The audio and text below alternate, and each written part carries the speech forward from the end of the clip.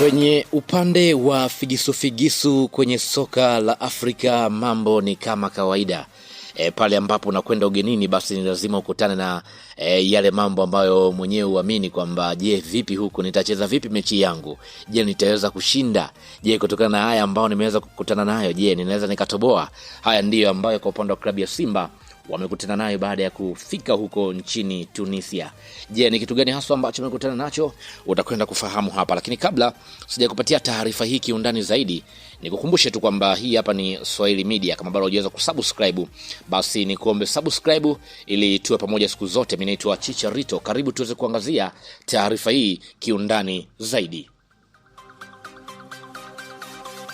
Kikosi cha Simba kimejikuta katika wakati mgumu mara baada ya kuwasili nchini Tunisia kwa ajili ya mchezo wa kimataifa dhidi ya Esperance ya pale nchini Tunisia, aliyozua taharuki kubwa kwa mashabiki na wadau wa soka hapa nchini.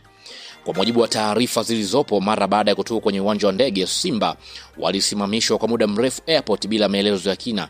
Inadaiwa kuwa kulikuwa na ucheleweshaji katika taratibu za uhamiaji na uthibitisho wa nyaraka, hali iliyofanya wachezaji pamoja na benchi la ufundi kukaa airport kwa saa kadhaa bila kujua nini hasa ambacho kitaendelea baada ya hapo. Wachezaji walikaa muda mrefu bila kuruhusiwa kutoka. Kulikuwa na ukaguzi wa nyaraka uliodaiwa kuwa wa kawaida, lakini ukachukua muda mrefu bila sintofahamu. Baadhi ya viongozi wa klabu ya Simba walilazimika kuwasiliana na maofisa wa ubalozi pamoja na waandaaji wa mchezo, hali hii ambayo imewapelekea pia kusababisha uchovu mkubwa kwa upande wa wachezaji pamoja na benchi la ufundi. Lakini pia haikuishia hapo tu. Baada ya kutoka airport kwa upande wa klabu ya Simba, walitarajia kuelekea kwa ajili ya mapumziko, lakini hadi sasa unaambiwa kwamba hawajapata hoteli rasmi ya kukaa. Chanzo kinasema kwamba hoteli waliopangiwa awali haikuwa tayari kuwapokea. Kulikuwa na mkanganyiko, yani ule wa uandaaji. Simba walilazimika kusubiri huku wakiwa hawana uhakika wa wapi watalala. Hali hii imezua hofu kwa baadhi ya mashabiki, kwani kukosa mapumziko kabla ya mchezo muhimu ni hatari kwa kiwango cha wachezaji.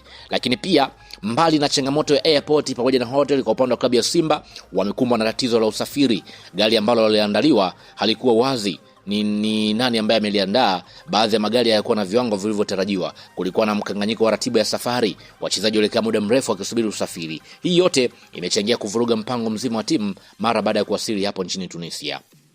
Changamoto hizi zote zinakuja wakati Simba wanajiandaa na mchezo huo muhimu wa kimataifa dhidi ya Esperance, hali inayoweza kuathiri morali ya wachezaji, lakini pia kuvuruga ratiba ya mazoezi, lakini pia kuathiri maandalizi ya kiakili na kimwili. Mashabiki wengi wameeleza wasiwasi wao wakisema kwamba timu yao imepokewa kwa mazingira yasiyo rafiki, jambo linaloweza kuathiri matokeo ya mchezo huo.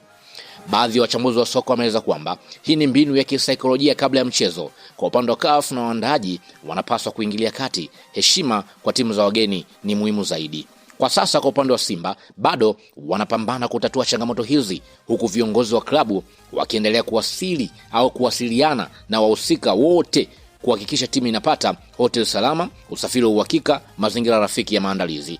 Mashabiki wa Simba wanaendelea kufuatilia kwa karibu na kusubiri taarifa rasmi kutoka kwa uongozi wa klabu hiyo.